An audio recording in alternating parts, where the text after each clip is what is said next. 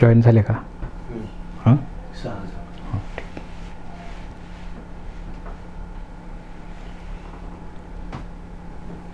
Next article, chromosomal basis of inheritance. We have already studied Mendelian genetics and post-Mendelian genetics.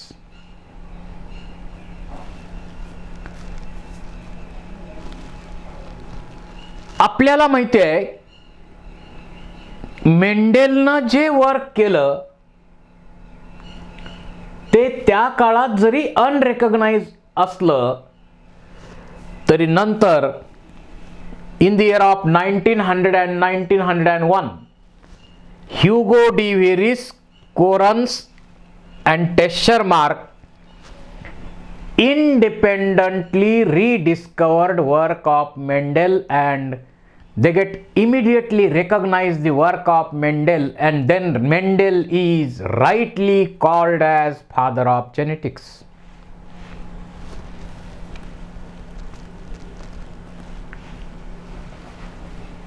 त्यानंतर आपल्याला लक्षात आलं की हेरिडिटरी मटेरियल नेमकं कोण आहे. समजा ही एक सेल आहे,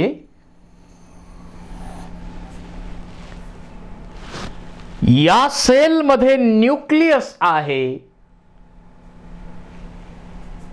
आणि न्यूक्लियस मध्ये असे थ्रेड लाईक स्ट्रक्चर आहेत, त्यांना आपण म्हणतो chromosome. And chromosomes are considered as a carriers of heredity. Chromosomes are considered as a carriers of heredity. आणि याच्या संदर्भामध्ये क्रोमोसोमल थेअरी ऑफ इनहेरिटन्स मांडली गेली. This theory was proposed by Sutton and Boveri in the year of 1902.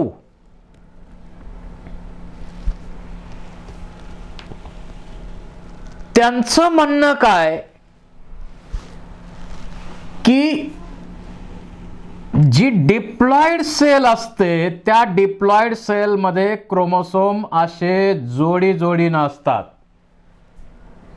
Pairs असतात क्रोमोसोमच्या. Just like human, we have one set of 23 chromosome from mother called as maternal.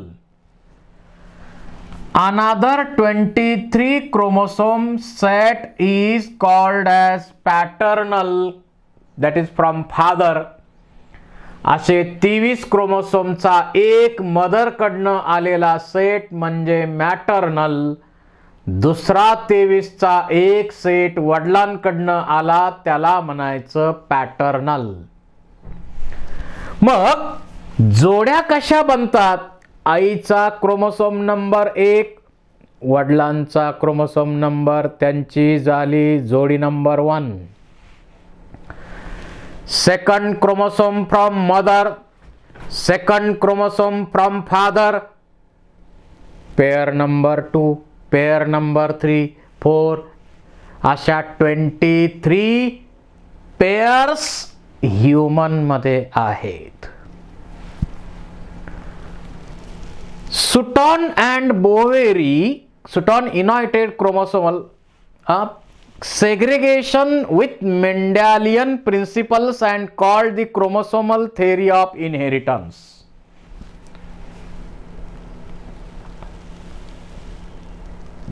इथं जे क्रोमोसोमची pair आहे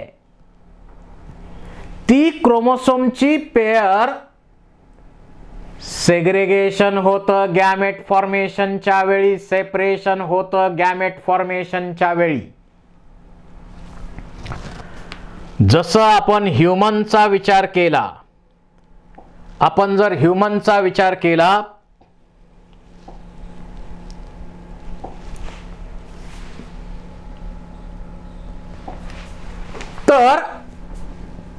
आपल्यामध्ये 23 क्रोमोसोमचा एक set mother कडनं आलेला आहे, that is maternal.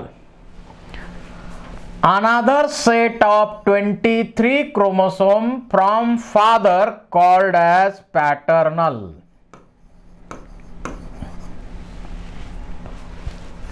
This is from mother म्हणजेच maternal झाला.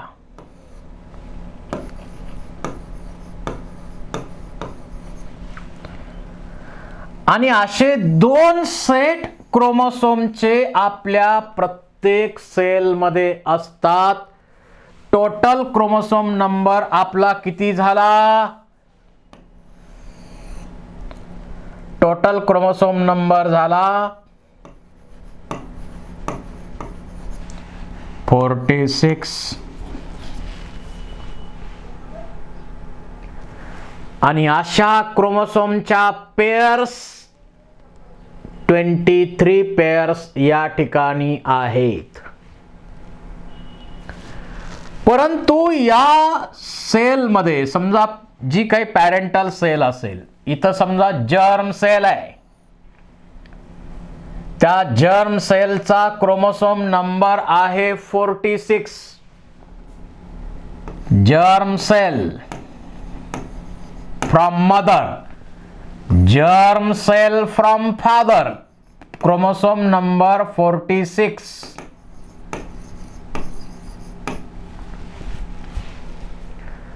यांचा क्रोमोसोम नंबर आहे 46. आणि ज्यावेळी यांच्यामध्ये मियोसिस डिव्हिजन होणार,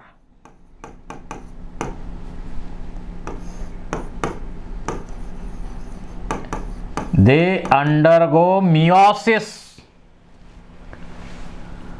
to produce female gamete called as egg having 23 chromosomes and male gamete, that is the sperms, having 23 chromosomes. So what happens here? In meiosis, chromosome number is reduced to the half of its original number.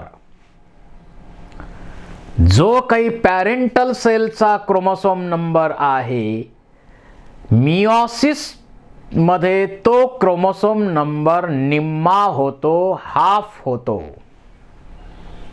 Hence meiosis is called as reductional division. म्हणून तर मियोसिसला आपण reductional division म्हणतो.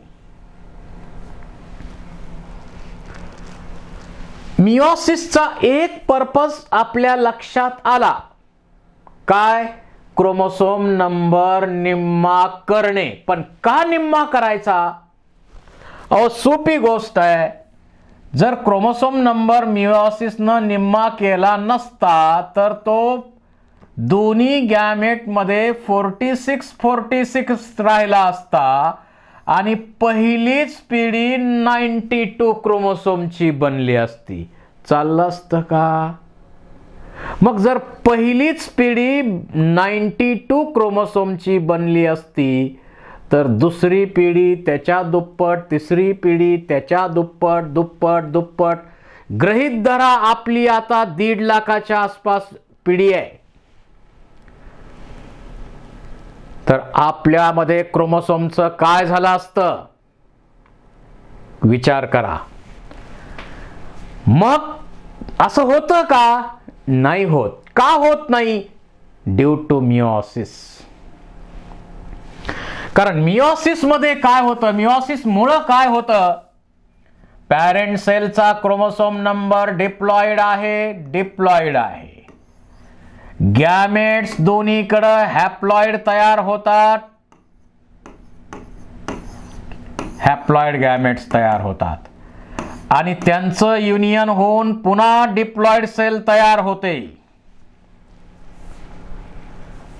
म्हणजे प्रत्येक generation मध्ये chromosome number constant maintain करण्यासाठी meiosis मध्ये chromosome number half झालेला आहे.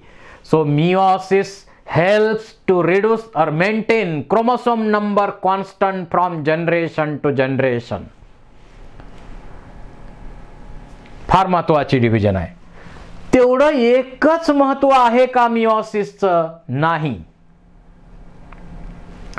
आणखी इम्पॉर्टन्स काय या मिओसिसचा?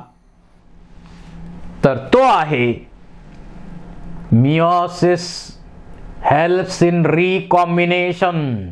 You know, in meiosis crossing over takes place. There is an exchange of genetic material between two homologous chromosome. दोन homologous chromosome मध्ये एक जेनेटिक मटेरियल एकमेकाला एक्सचेंज केलं जातं. त्यामुळं क्रॉसिंग ओव्हरची प्रोसेस होते. क्रॉसिंग ओव्हरमुळं रिकॉम्बिनेशन होतं. रिकॉम्बिनेशनमुळं व्हेरिएशन होतात. And you know, variation is a raw material of evolution. समजा एका कुटुंबाचा विचार करा. एका कुटुंबात समजा 2 मुलं आहेत, 2 मुली आहेत. तसा विचार केला तर दोन्ही मुलांमध्ये, दोन्ही मुलींमध्ये जेनेटिक मटेरियल त्याच पॅरेंटचं आहे. दोघांमध्येही संस्कार तेच आहेत. फक्त जन्मतारखा वेगळ्या आहेत. बाकी सगळंच दोघांचं सेम आहे. मग जर मिओसिस डिव्हिजन नसती तर दोघांमध्ये फरक करणं कठीण झालं असतं. परंतु आपण दोघांमध्ये समानता भरपूर आहे, नाही अशातला भाग नाही, परंतु दोघांमध्ये फरक निश्चित करू शकतो. 2 भावामध्ये, 2 बहिणीमध्ये निश्चित आपण डिफरन्स करू शकतो. याचं कारण म्हणजे मिओसिस. मिओसिसला प्रत्येक सेक्शुअली रिप्रोड्युसिंग ऑर्गॅनिझम मध्ये प्रत्येकाला वेगळं वेगळं वेगळं बनवायचंय. माझ्यासारखं 100% असं दुसरं कुणीच बनवायचं नाही. याच्यासाठी मिओसिसची गरज आहे. मी इतरांपेक्षा वेगळा आहे. मी इतरांपेक्षा वेगळा आहे, पण मला इतरांपेक्षा वेगळं केलं कोणी? माझ्या नावानं केलं नाही, जन्मतारखेनं केलं नाही, माझ्या जन्मपत्रिकेनं केलं नाही. मला फक्त मिओसिसनी इतरांपेक्षा वेगळं बनवलेलं आहे. So meiosis is reductional division. It reduce chromosome number half of its original number, and meiosis leads to variations. Recombination, and recombination leads to variations. आणि मग असे रिकॉम्बिनेशन असलेले मेल आणि फिमेल गॅमेट एकत्र येतात आणि डिप्लॉइड झायगोट तयार होतो. डिप्लॉइड झायगोट तयार होतो. मिओसिस असो नाहीतर मायटॉसिस असो, काही रूल्स तर आपल्याला माहिती आहे. या सेल डिव्हिजनच्या पूर्वी सेल सायकल मध्ये पहिली इंटरफेज होते. त्या इंटरफेज मध्ये G1 phase, S phase, G2 phase या फेजेस होतात. आणि त्या फेजेस मध्ये त्या सेल, जी सेल डिवाइड होणार आहे त्या सेलचा कंटेंट काय होतो? डबल होतो. सेल डिव्हिजनचं हे वैशिष्ट्य आहे. जसं आपण समजा एखादं कुटुंब आहे, त्यामध्ये 2 भावाला आपल्याला वाटणी करून द्यायची आहे. त्याच्याकडे समजा एक 50 एकर जमीन आहे, तर आपण दोघाला 25-25 एकर देणार. 50 तोळं सोनं आहे, 25-25 आपण देणार. म्हणजे आहे ते सगळं निम्म झालं की नाही? सेल डिव्हिजनची वाटणी करण्याची पद्धत तशी नाही आहे. सेल काय करते, म्हणजे सेल डिव्हिजन प्रमाणे आपल्याला जर वाटणी करायची असेल तर काय करावं लागेल, 50 एकर जमीन आहे तर आणखी 50 एकर वाटणी करण्यापूर्वी मिळवा. 50 तोळे सोनं असेल तर आणखी 50 तोळे मिळवा आणि मग दोघांना 50-50 द्या. मायटॉसिस असेल तर 50-50 आणि मिओसिस असेल तर प्रत्येक चौघाला 25-25-25-25. अशा प्रकारे सेल डिव्हिजनच्या प्रोसेसमध्ये इंटरफेजमध्ये जो काही कंटेंट त्या सेलकडे असतो तो कंटेंट डबल होतो. तो कंटेंट काय होतो, डबल होतो.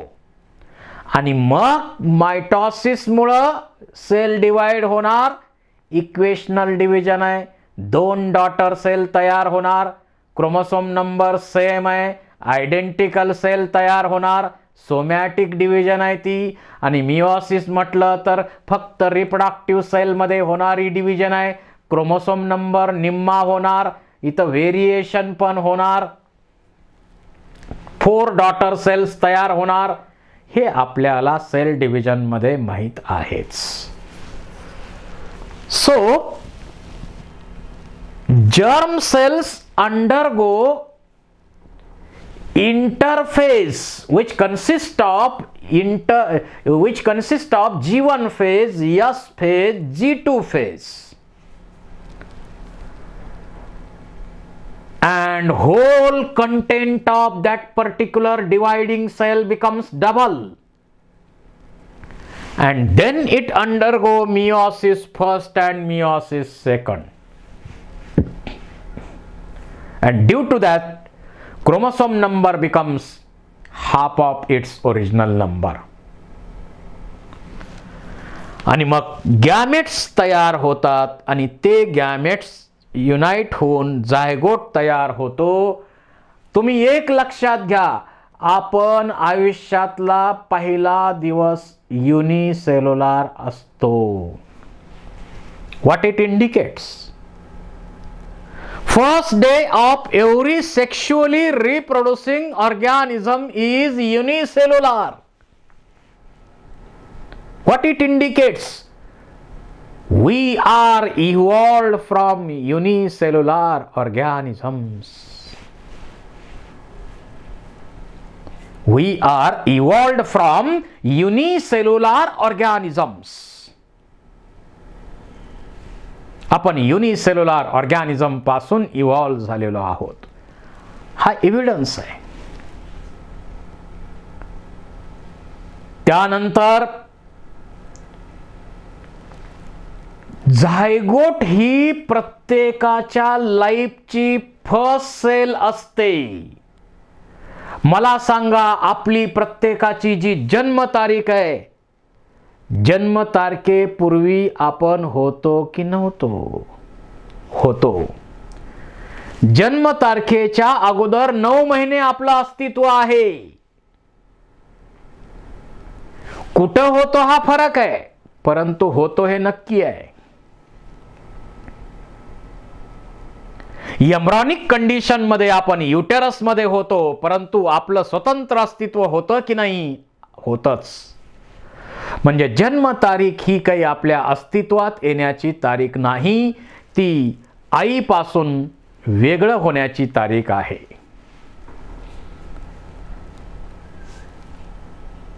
आणि आपण तर पहा, जन्मतारखेवरून बऱ्याच गोष्टी ठरवतो. ते ठरवणं चुकीचंच आहे.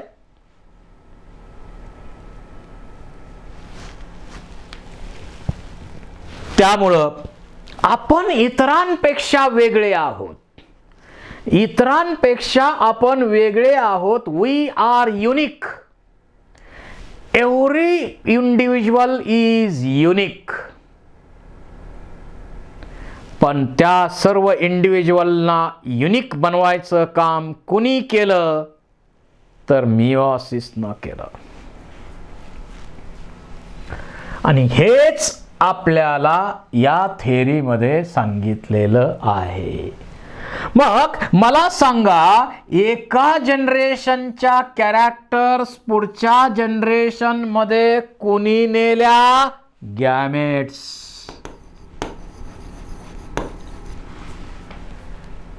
The gametes are carriers of heredity. Gametes मध्ये काय आहे? काय आहे गॅमेट्स मध्ये? एका जनरेशन कडून कॅरेक्टर पुढच्या जनरेशन मध्ये कॅरी करण्याचं काम गॅमेट्सनी केलं. पण गॅमेट्स मध्ये काय आहे? क्रोमोसोम्स आहेत. गॅमेट्स मध्ये क्रोमोसोम्स आहेत. So this is about chromosomal theory of inheritance.